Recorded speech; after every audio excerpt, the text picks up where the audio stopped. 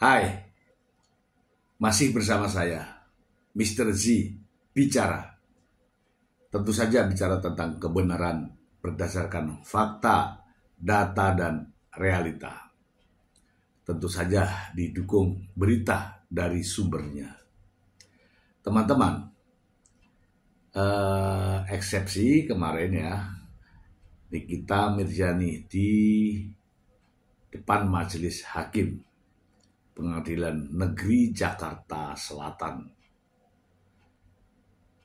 Satu kalimat, ia mengatakan bahwa uang yang diterimanya sebesar 4 miliar tersebut adalah sah karena itu kesepakatan bisnis. Begitu berani Nikita Mirzani mengatakan bahwa itu kesepakatan bisnis. Apakah benar uang sebesar 4 miliar tersebut hasil dari kesepakatan bisnis? Supaya tidak menjadi fitnah teman-teman, saya akan membacakan informasi ini untuk Anda. Langsung. Dari Kompas.com. Bantah peras Reza Gladys Rp 4 miliar. Nikita Mirzani itu kesepakatan bisnis. Jakarta, Kompas.com. Terdakwa kasus pemerasan Nikita Mirzani membantah telah memeras Reza Gladys. Dia menyebut pernyataan terkait uang 4 miliar rupiah adalah kesepakatan bisnis antara Nikita dan Reza Gladys. Uang itu adalah bayaran kerjasama untuk Nikita Mirzani mengulas produk Glavitya di platform media sosialnya. Percakapan itu berbentuk kesepakatan di mana adanya jasa dan harga yang dibayarkan yang bernilai bisnis, ungkap Nikita Mirzani dalam eksepsi di sidang Pengadilan Negeri Jakarta Selatan. Percakapan itu berbentuk kesepakatan di mana adanya jasa dan harga yang dibayarkan yang bernilai bisnis, ungkap Nikita Mirzani pada eksepsinya di sidang Pengadilan Jakarta Selatan. Percakapan yang dimaksud berisi penawaran dari Ismail kepada Reza Gladys untuk speak up soal produk Glavitya senilai 5 miliar. Saat itu, Reza Gladys meminta penurunan biaya dan keduanya sepakat dengan jumlah 4 miliar rupiah. Nikita mengakui bahwa pekerjaannya sebagai public figure membuatnya sering melakukan transaksi seperti ini. Itu sudah biasa saya lakukan, yang merupakan pekerjaan saya untuk endorse dan mereview produk, baik produk kecantikan atau produk lainnya, ujar Nikita. Namun dia justru dilaporkan oleh Reza Gladys dengan tuduhan pemerasan. Maka dari itu, Nikita menilai perbuatan Reza Gladys kepadanya itu termasuk zalim. Nikita mengklaim baik dirinya maupun asistennya Ismail tidak pernah melakukan pemerasan dalam bentuk apapun selama berbisnis. Sama sekali saya tidak pernah melakukan pemerasan, melainkan adanya kesepakatan untuk mereview produk dia dengan baik-baik, ucap Nikita. Dakwaan kasus Nikita. Sebelumnya, Nikita Mirzani didakwa melakukan pemerasan dan tindak pidana pencucian uang terhadap pemilik produk kecantikan bernama Dr. Reza Gladys. Perbuatan itu dilakukan Nikita bersama asistennya Ismail Marzuki. Kejadian ini bermula dari unggahan video TikTok akun @dokterdetektif yang mengulas produk kecantikan Glavitya milik Reza Gladys pada Rabu 9 Oktober 2024. Menurut pemilik akun Samira, kandungan produk Glavitya berupa serum vitamin C booster tidak sesuai dengan klaim. Harganya pun disebut tidak sesuai dengan kualitasnya.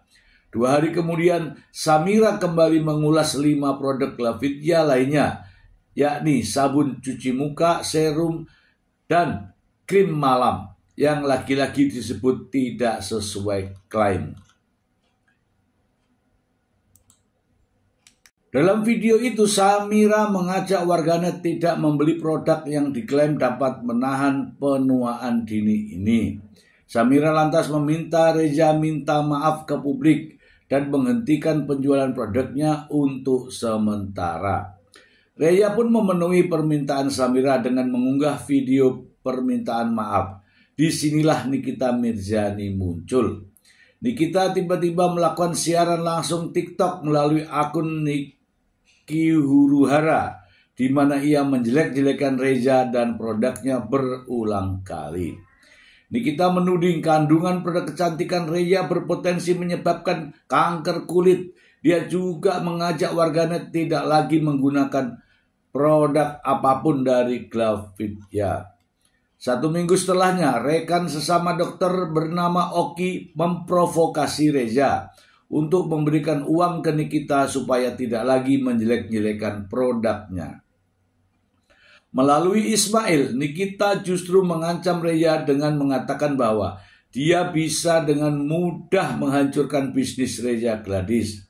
Oleh karenanya, Nikita meminta uang tutup mulut sebesar 5 miliar. Lantaran merasa terancam, Reza akhirnya bersedia memberikan uang namun hanya 4 miliar. Atas kejadian itu, Reza mengalami kerugian sebesar 4 miliar rupiah. Ia pun melaporkan kejadian ini ke Polda Metro Jaya pada Selasa 3 Desember 2024. Atas perbuatan tersebut, Nikita dan Ismail dijerat pasal 27B ayat 2 Undang-Undang Nomor 1 Tahun 2024 tentang ITE, 369 tentang pemerasan, serta pasal 345 Undang-Undang Nomor 8 Tahun 2010 tentang tindak pidana pencucian uang. Oke, teman-teman. Kita bahas ini ya. Tadi dari judulnya ini kita mengatakan bahwa ini adalah kesepakatan bisnis. Kesepakatan bisnis. Kita bahas. Nah, teman-teman, Nikita tidak merasa bersalah dengan kejadian tersebut. Bahkan Nikita mengatakan bahwa dirinya dijolimi atas kejadian ini. Antara Nikita Mirzani dan Reza Gladys dikatakan sebagai adanya hubungan kesepakatan bisnis. Namun anehnya teman-teman, beda ini beda terus ini. Pertama, saya mendengar kalimat dengan adanya uang tersebut, yaitu uang sebesar 4 miliar adalah endorsement. Kemudian dari sang pengacara menyampaikan di berbagai media itu adalah kesepakatan lisan. Dari pernyataannya Nikita Mirzani, dia menyampaikan bahwa itu adalah uang cuma-cuma. Namun anehnya lagi, di majelis hakim, sebagaimana diucapkan ketika membacakan eksepsi, Nikita Mirzani mengatakan bahwa ini adalah kesepakatan bisnis. Dari semua yang diucapkan terkait dengan uang 4 miliar ini, maknanya beda-beda. Dari endorsement, kesepakatan lisan atau perjanjian lisan, kemudian ada uang cuma-cuma, kemudian terakhir diucapkan sebagai kesepakatan bisnis. Yang mana yang benar? Ya, dari sini saja kita sudah bisa melihat ini adalah bentuk-bentuk manipulatif Apa artinya? Ya merubah pemahaman, ya, merubah pemahaman. Yang dipengaruhi siapa? Masyarakat. Anehnya, ketika di depan hakim, Nikita Mirzani tidak merasa bersalah bahwa mengatakan dirinya benar. Itu hasil kerjasama, kesepakatan bisnis. Kerjasama itu kan ya harus ketemu dua-duanya, ya kan. Apalagi ini masalah bisnis, uang besar. Ini nggak ketemu bisa lewat duit. Oke ya teman-teman, saya ingin membahas mengenai apa sih endorsement, kemudian uang cuma-cuma, kesepakatan lisan atau perjanjian lisan, dan yang terakhir adalah kesepakatan bisnis seperti apa yang disampaikan oleh Nikita Mirzani. Teman-teman, yang pertama, endorsement. Sesuatu hal yang lazim ketika endorsement ini benar-benar terjadi. Seorang artis besar, Nikita Mirzani, yang namanya sudah booming seantero negeri. Hal terkait dengan endorsement, apalagi nilainya sebesar 4 miliar, itu hal biasa. Apa sih sebenarnya endorsement? Saya bacakan. Endorsement adalah bentuk promosi atau dukungan yang diberikan oleh seseorang, biasanya tokoh publik atau influencer, terhadap suatu produk, layanan, atau merek. Tujuannya adalah untuk meningkatkan kesadaran merek, brand awareness, kepercayaan, dan minat beli dari audiens. Dalam konteks pemasaran, endorsement seringkali melibatkan kerjasama antara merek dan influencer untuk mempromosikan produk atau layanan mereka melalui media sosial atau platform lainnya. Itu endorsement.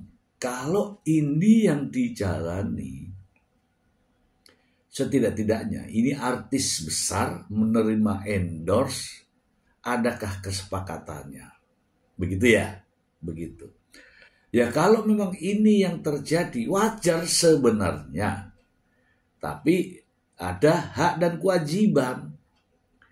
Kewajibannya adalah mempromosikan produk agar market itu makin meningkat. Kewajibannya adalah haknya menerima uang. Apakah ini kita masuk dalam kategori endorsement? Silakan Anda yang menilai. Kemudian, kalau kata sang pengacara, apa yang terjadi antara Nikita Mirzani dan Reza Gladys adalah kesepakatan lisan atau perjanjian lisan. Sehingga yakin pengacara mengajukan gugatan wan prestasi di Pengadilan Negeri Jakarta Selatan terkait dengan kasus perdata. Benarkah Nikita Mirzani dan Reza Gladys mengadakan atau melakukan perjanjian lisan? Kita bacakan dulu ya. Apa itu perjanjian lisan?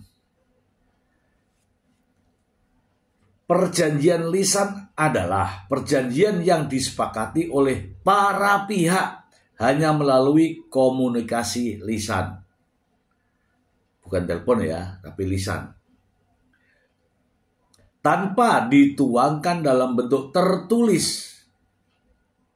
Meskipun tidak tertulis, perjanjian lisan tetap sah dan mengikat secara hukum selama memenuhi syarat-syarat sahnya perjanjian seperti yang diatur dalam pasal 1320 KUH Perdata. Kesepakatan yang mengikat diri, kecakapan untuk membuat suatu perikatan, hal-hal tertentu yang dibicarakan bersama. Kekuatan hukum perjanjian lisan adalah sah dan mengikat. memiliki kekuatan hukum yang sama dengan perjanjian tertulis selama memenuhi syarat-syarat sahnya perjanjian. Oke, perjanjian lisan itu sah. Yang penting memenuhi syarat-syarat dalam pembuatan perjanjian. Kemudian prinsip-prinsip dalam perjanjian yaitu Pacta Sunt Servanda. Prinsip ini menyatakan bahwa perjanjian yang dibuat secara sah berlaku sebagai undang-undang bagi mereka yang membuatnya, termasuk perjanjian lisan. Pembuktiannya, meskipun sah, pembuktian perjanjian lisan bisa menjadi tantangan. Bukti-bukti seperti saksi, catatan percakapan, atau bukti lain yang relevan dapat digunakan untuk memperkuat keberadaan dan isi perjanjian. Oke lah, intinya perjanjian lisan itu sah. Namun harus ada syarat-syarat sahnya perjanjian secara lisan. Ya, salah satunya ketemu lisan ya, lisan itu ketemu ya. Kamu nanti begini ya, saya begitu ya, gitu. Kalau tidak pernah berkomunikasi atau komunikasinya lewat telepon, apakah itu sah? Anda yang menilai, ya, Anda yang menilai. Inilah yang dijadikan senjata sang pengacara untuk melakukan gugatan ke Pengadilan Negeri Jakarta Selatan sebagai gugatan wan prestasi dan menuntut uang sebesar 100 miliar rupiah. Kalau menurut saya ini dijadikan alasan, akan dijadikan tameng dalam kasus pidana. Ya, seperti kemarin kita mendengarkan eksepsinya terkait dengan gugatan wan prestasi ini dijadikan dasar menjadi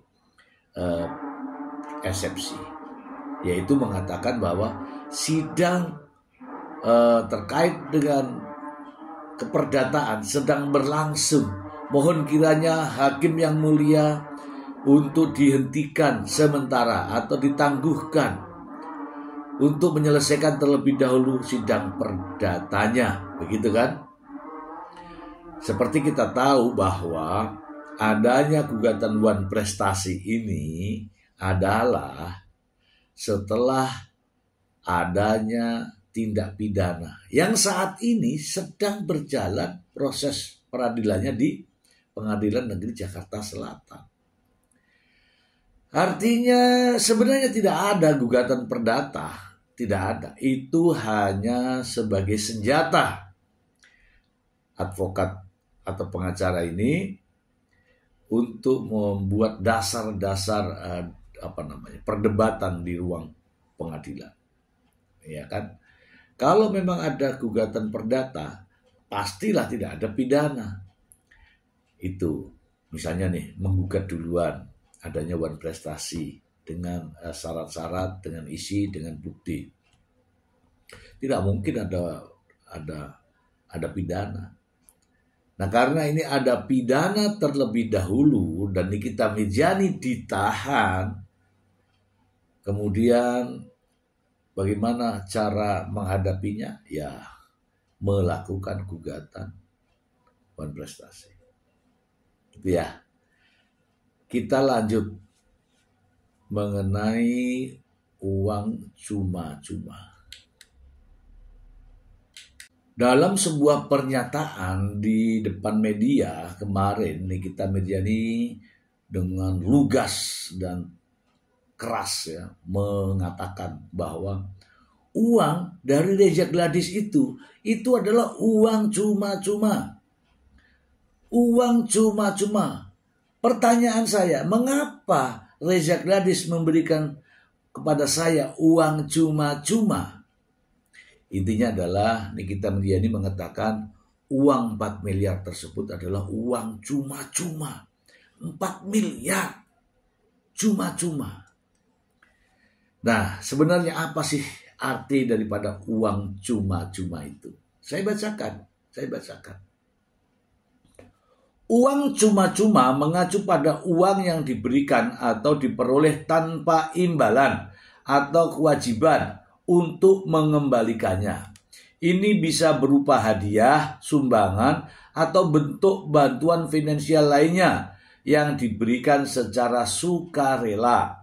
Meskipun seringkali disebut gratis, perlu diingat bahwa pemberian uang cuma-cuma biasanya memiliki alasan atau motivasi tertentu di baliknya, meskipun tidak selalu berupa imbalan langsung.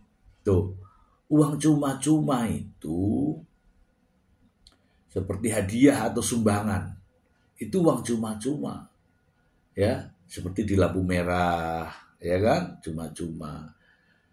Jadi kalau artis besar sebesar Nikita Mirzani yang kita tahu sendiri memiliki kekayaan, memiliki finansial yang bagus, kemudian menerima sumbangan, menerima hadiah, menerima uang cuma-cuma yang nilainya 4 miliar. Sepertinya tidak masuk akal. Tetapi Nikita Mirzani menyebut dengan keras bahwa itu adalah uang cuma-cuma. Artis besar, artis kontroversial, artis yang banyak fan-nya, tetapi menyebut bahwa uang 4 miliar adalah uang cuma-cuma. Sumbangan, hibah, ya itu layaknya untuk fakir miskin, anak-anak terlantar, bukan untuk Nikita Mirzani, ya kan? Masih ada lagi nih. Nah, yang terakhir ini disebutkan dalam sebuah pernyataan saat membacakan eksepsi di depan majelis hakim. Nikita Mirzani merubah lagi pernyataannya. Yang katanya endorsement, perjanjian lisan, kemudian uang cuma-cuma, kini berubah lagi dengan mengatakan bahwa antara dirinya dan Dr. Reza Gladys adalah perjanjian bisnis atau kesepakatan bisnis. Benarkah demikian? Artis besar, cakap, perjanjiannya bisnis. Tapi kok tidak ditulis ya? Kan begitu ya? Artis besar loh ini loh. Oke, saya bacakan ini ya. Perjanjian bisnis adalah kesepakatan tertulis antara dua pihak atau lebih yang memiliki tujuan komersial atau bisnis. Perjanjian ini mengatur hak dan kewajiban masing-masing pihak yang terlibat dalam transaksi atau kerjasama. Perjanjian bisnis berfungsi sebagai dasar hukum yang mengikat para pihak, memberikan kepastian hukum, dan melindungi kepentingan mereka dalam menjalankan bisnis. Itu saja, sedikit saja ya. Nah teman-teman, kalau perjanjian bisnis itu kesepakatan tertulis antara dua pihak atau lebih. Oke, kalau bisnis itu apa? Bisnisnya apa? Gitu ya. Ini saya ingat Dr. Lita Gading itu. Kalau bisnis itu bisnis apa? Dan itu harus dituangkan dalam sebuah kesepakatan tertulis.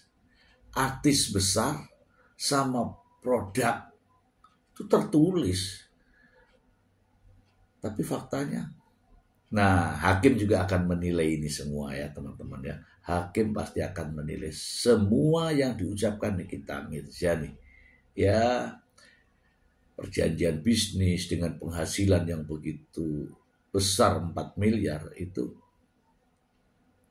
bisnis apa? Ya teman-teman ya, sorotan kita terkait dengan uang 4 miliar. Semula Nikita menyatakan bahwa itu sebagai endorsement, ya wajar lah ya seorang artis besar kenamaan di Indonesia ini, ya kan, mendapatkan endorse sebesar 4 miliar. Tapi pertanyaannya, artis besar endorse kok tidak ada tulisannya, tidak ada kontraknya, tidak ada perjanjian tertulis. Itu endorse artis besar hanya lisan. Kemudian yang berikutnya adalah perjanjian tidak tertulis. Ini dalil yang diucapkan oleh sang pengacara. Artis besar, pengacara besar, kemudian uangnya juga besar, mengatakan bahwa ini sebagai perjanjian tidak tertulis atau perjanjian lisan. Tidak masuk akal ya kalau perjanjian lisannya ya, karena ini artis besar loh. Kemudian terkait dengan uang cuma-cuma, tidak sesuai dengan maknanya. Uang cuma-cuma itu diberikan secara sukarela. Apakah Nikita Mirzani mau pemberian dari orang-orang secara sukarela? Jadi ini kontraproduktif ya dengan kalimat-kalimat sebelumnya. Dan yang terakhir adalah kesepakatan bisnis. Kesepakatan bisnis, perjanjian bisnis itu dilakukan secara tertulis berbentuk kontrak. Apalagi ini adalah artis besar, artis heboh, artis yang mengguncang dunia maya. Kalau ada perjanjian tertulis, tunjukkan. Itu mungkin bisa mengungkap masalah yang sebenarnya. Teman-teman, ya saya rasa di balik semua ini ada rencana-rencana. Mungkin juga nanti ada orang-orang lain yang mungkin saja pernah bekerja sama secara lisan, pernah mengendos dengan Nikita Mirzani, pernah menjadi uang cuma-cuma dengan Nikita Mirzani, atau perjanjian bisnis oleh orang-orang yang lainnya. Ya, mungkin saja bukan satu Reza Gladys, tapi ada orang-orang yang lain yang mencoba bekerja sama dengan Nikita Mirzani berbentuk endorsement, berbentuk perjanjian lisan, berbentuk uang cuma-cuma, siapa yang mau ya. Kemudian berbentuk perjanjian bisnis yang tidak tertulis. Ada nggak yang mau nih bisnis tidak tertulis perjanjiannya? Jelas nggak ada. Ya mudah-mudahan ini semua akan mengungkap apa sih yang sebenarnya terjadi pada Nikita Mirzani. Ya kalau Nikita Mirzani tidak bersalah, bebaskan. Tetapi sebaliknya, kalau Nikita Mirzani bersalah dengan membalik-balikkan fakta, memutar balik kejadian yang sebenarnya, hukum berat, seberat-beratnya. Itulah hukum. Tidak memandang siapa dia. Semoga bermanfaat. Terima kasih. Bye.